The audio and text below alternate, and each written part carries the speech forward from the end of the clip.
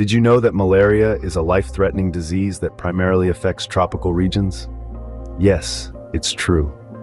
Malaria, a perilous malady transmitted by the bite of infected Anopheles mosquitoes, is a significant public health concern in tropical and subtropical parts of the world.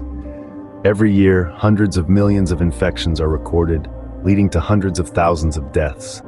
This mosquito-borne disease is particularly prevalent in Africa, where it poses a constant threat to the population. It's a grim reality that the majority of malaria cases and deaths occur in Africa, predominantly among children under the age of 5. If left untreated, malaria can progress rapidly, leading to severe illness and often death. The severity of this disease underscores the urgency for early diagnosis and prompt treatment. The majority of these cases occur in Africa, putting millions of lives at risk. It's a sobering fact, but one that underscores the importance of understanding and combating this disease. In our upcoming scenes, we'll delve deeper into the causes, symptoms, prevention, and control of malaria. So stay tuned. But how does one contract this deadly disease? Let's dive in. The main culprit is the Anopheles mosquito, which acts as a vessel for malaria parasites. When this mosquito, already infected with malaria, takes a blood meal, it injects these parasites into the person's bloodstream. Now imagine these parasites as tiny invaders. Once in the bloodstream, they travel to the liver, where they mature and reproduce. After this incubation period, the parasites leave the liver and re-enter the bloodstream, this time aiming for the red blood cells.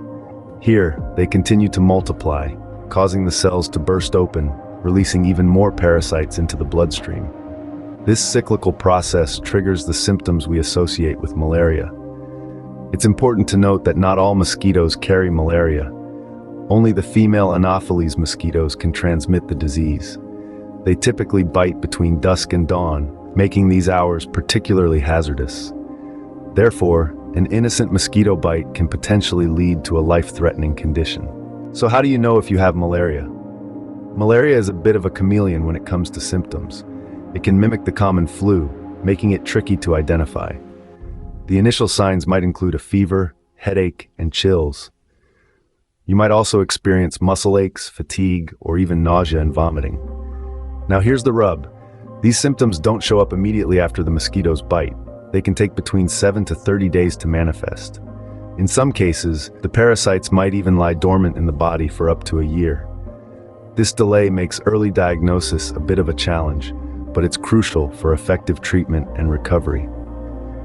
If you've been in a malaria-prone area and you start to feel unwell, don't brush it off as just a bug. Diagnosis typically involves a blood test to detect the presence of the malaria parasite. It's a relatively straightforward procedure that can potentially save your life.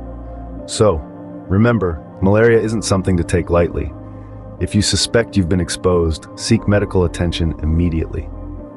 Can malaria be prevented? Absolutely. It's a matter of arming ourselves with the right tools and knowledge.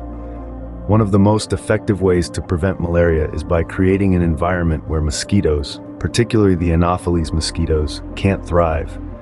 This includes eliminating mosquito breeding sites, such as stagnant water, which are prime real estate for these pests.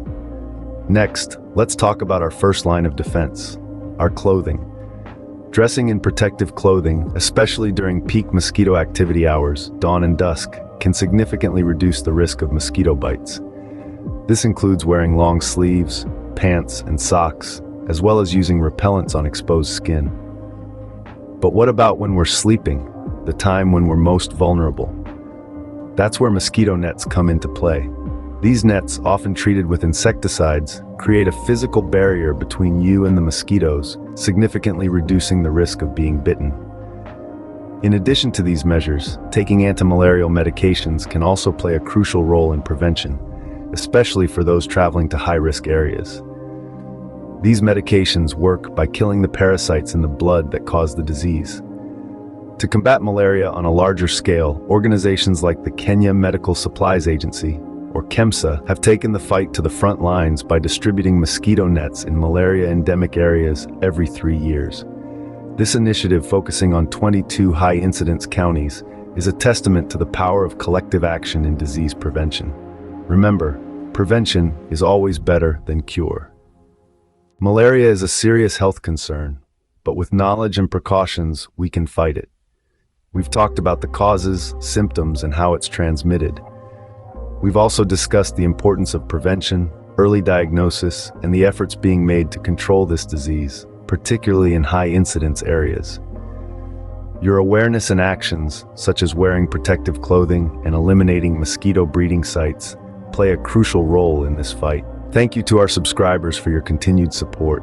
If you haven't subscribed yet, do so now for more informative videos. Together, we can make a difference in the world of health.